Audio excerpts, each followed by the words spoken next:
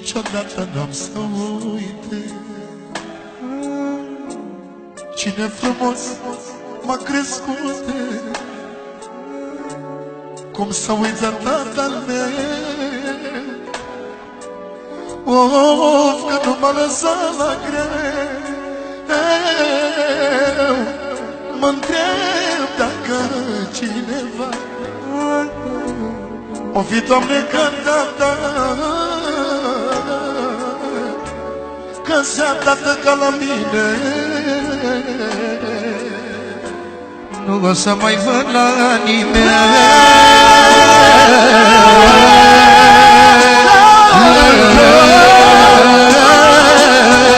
Ce valoare mai au banii când se bucură dușmanii?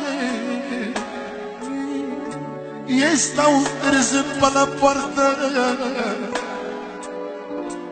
când vede că nu am tată. Unde ești, drăguțul meu?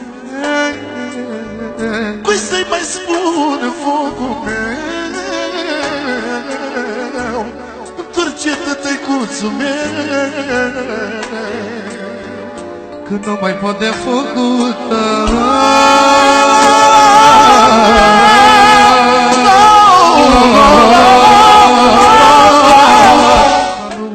Dorul de tine plâng și nu îmi este bine. Unde ești, tăicuțul meu?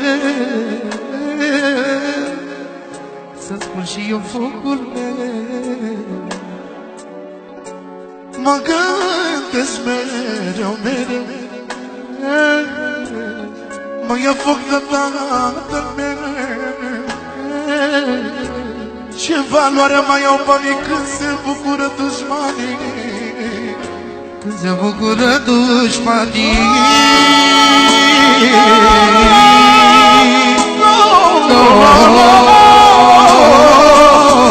Unde-i tăicuțul meu? Unde e regele meu? Unde e regele meu?